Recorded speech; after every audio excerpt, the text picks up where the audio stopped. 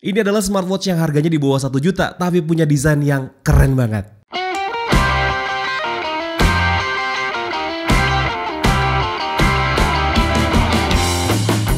Radio Gadget, One and Only Gadget Radio, masih barengan sama gue Dimas. Dan ya, di video kali ini gue pengen ngebahas satu buah smartwatch baru dari JT. Ini adalah JT AM2 series.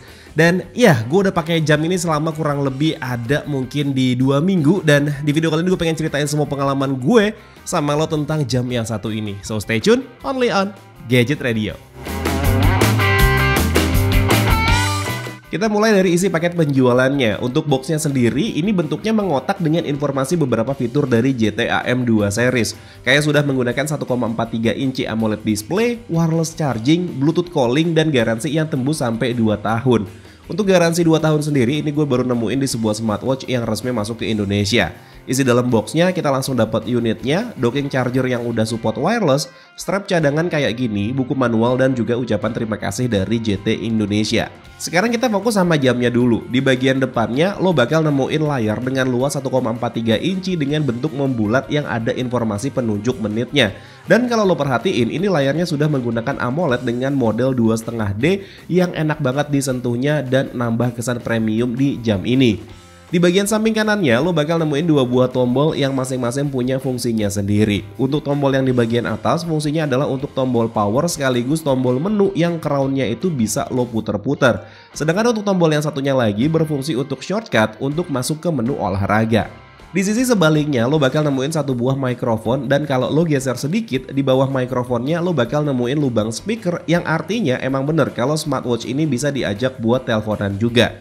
Sedangkan di area bawah smartwatchnya lo bakal nemuin sensor yang lumayan besar serta ada beberapa keterangan dari tipe smartwatchnya.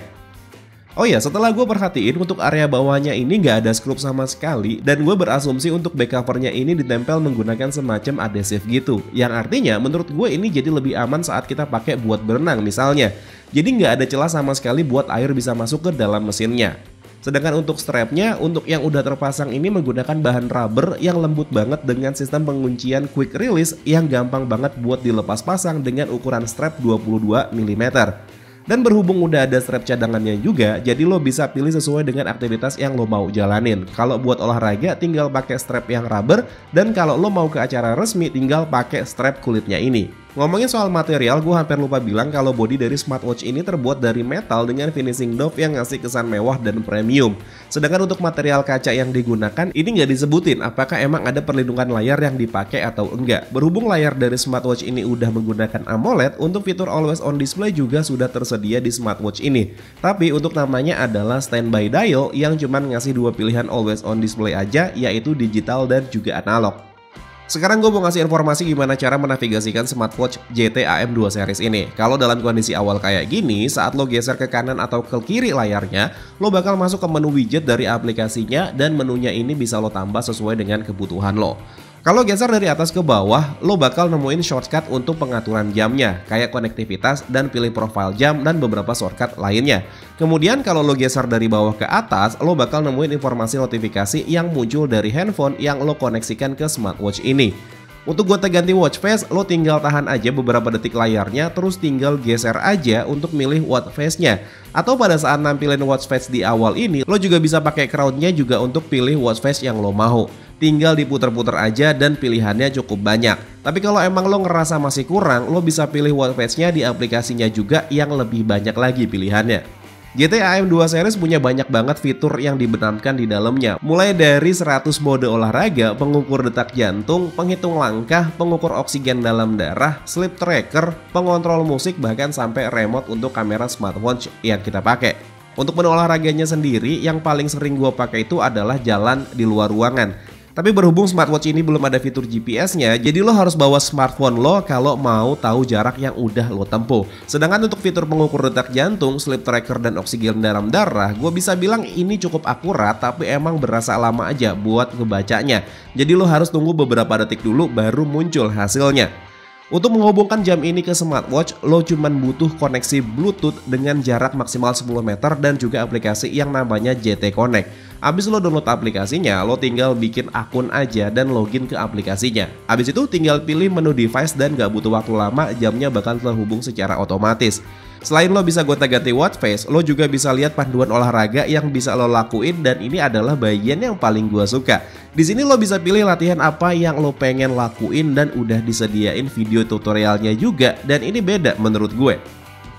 GT AM2 series dilengkapi dengan baterai dengan daya 300 mAh yang diklaim bisa bertahan kurang lebih 7 hari, dengan waktu standby bisa sampai 25 hari. Tapi berdasarkan pengalaman yang udah gue jalanin, baterainya itu bertahan antara 5-6 hari aja, dan itu intens jamnya gue pakai sehari-hari, yang artinya tergolong awet untuk sebuah smartwatch. Sedangkan untuk chargernya sendiri yang gue suka, dia udah menggunakan sistem wireless dan dockingnya juga udah ada magnetiknya. Cuma yang disayangkan ini magnetnya nggak begitu kuat nempelnya, dan sistem wireless charging ini cuma bisa lo pakai docking charger bawaannya. Kalau gue pakai wireless charging lain, dia nggak bisa ngisi. Sedangkan untuk durasi pengisiannya, ini gue nggak bisa ngukur pasti berapa lama karena keseringan gue tinggal pas lagi ngecas. Tapi asumsi gue antara 2-3 jam ini udah selesai keisi penuh dari 0-100%. Kesimpulan gue selama gue pakai smartwatch ini adalah gue suka sama desainnya yang terlihat premium. Meskipun kita tahu kalau desainnya ini mirip banget sama Huawei GT3 series, bahkan sampai ke tampilan menunya. Tapi positifnya, untuk punya smartwatch yang terlihat premium ini kita nggak perlu ngeluarin uang banyak, karena smartwatch ini dibanderol dengan harga 800 ribuan aja. Selayaknya smartwatch pada umumnya, fitur yang dikasih cukup banyak, bahkan lo masih dikasih strap cadangan juga. Daya tahan baterai yang awet juga bisa jadi deal breaker buat gue, karena gue nggak harus sering-sering ngecas jamnya. Fitur tahan air IP68 juga udah ada, bisa dipakai buat teleponan juga, dan masih banyak fitur lain yang keren di smartwatch ini. Hal yang perlu diperhatikan sebelum lo beli smartwatch ini, paling di kualitas chargernya aja yang magnetiknya kurang kuat. Dan paling waktu pengukuran detak jantung dan oksigen yang lumayan lama. Selebihnya gue nggak ada kendala.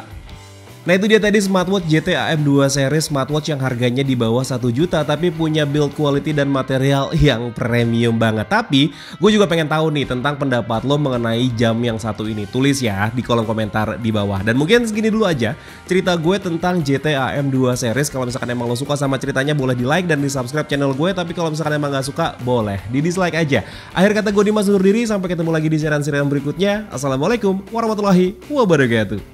Dadah.